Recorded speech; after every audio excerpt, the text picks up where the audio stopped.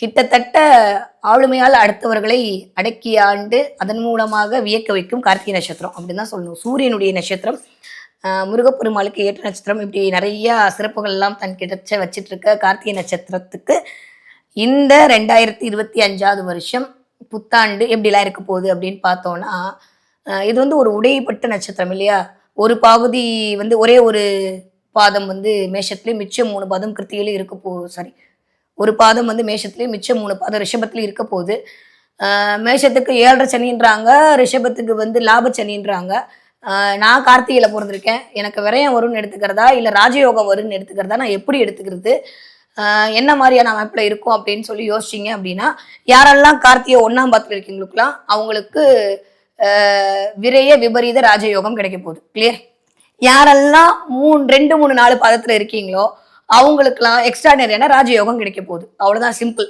அதனால் போங்க, உங்களோட நேச்சுரல் ஹாரோஸ்கோப் ஓப்பன் பண்ணுங்கள்.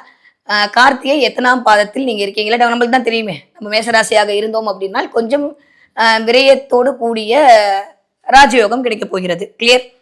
நம்ம வந்து 2, 3 பாதத்தில் ரிஷபராசியில் இருக்கக்கூடிய கார்த்திகை நட்சத்திரக்காரவங்களா இருந்தாங்கன்னா கவலையே படவானா கலர் தூக்கி விட்டு கண்ணு முன்னாடி நடந்து போயிட்டே இருக்க வேண்டியதான். ஓகே, அப்போ இந்த மேஷத்தில் இருக்கக்கூடிய இந்த கார்த்திகைக்கு இந்த 2025 வருஷம் என்னெல்லாம் நடக்கும் அப்படின்னு பார்த்தோம்னா, ஏற்கனவே நம்மளால மிஸ்டர் சனிக்கும் சூரியனுக்கும் பஞ்சாயத்தை தான் இருக்கும். இந்த கார்த்திகை நட்சத்திரத்தை பொறுத்த வரைக்கும் மேஷத்தில் இருக்கக்கூடிய கிருத்திகை முதல் பாதம் இருக்கக்கூடிய மகான்களுக்கு கொஞ்சம் கவனமாக இருக்கக்கூடிய காலகட்டமாகத்தான் இருக்கு. நான் எடுத்தோட சொன்னேன் விரைய விபரீத ராஜயோகம் அப்படின்னு.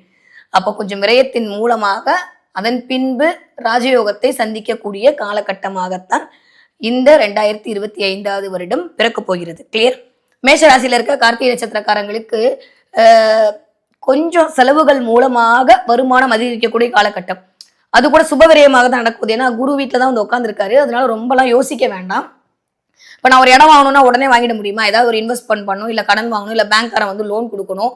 அதன் மூலமாக தான் நான் ஒரு பண்ண முடியும் இல்லையா? அந்த இடத்துல என்னுடைய பொருளை நான் விரயம் செய்து தான் ஒரு இடத்தை வாங்க முடியும் இல்லையா? அப்போ ஏதோ ஒரு பொருள் விரயத்தின் மூலமாக எனக்கான ஒரு ஆதாயம் அப்படின்றது கண்டிப்பாக கிட்டத்தட்ட மே மாசத்துக்கு அப்புறம் நிகழப்போகுது. நிறைய இடத்த வாங்கி போட போறீங்களோ அப்படிதான் தோணுது. நிறைய கிருத்திகை நட்சத்திரக்காரங்க, மேஷராசியில் இருக்கக்கூடிய கிருத்திகை நட்சத்திரக்காரங்க நிறைய இடத்தை வாங்கி போடுவதற்கான நேரம் அப்படின்றது நிகழப்போகிறது.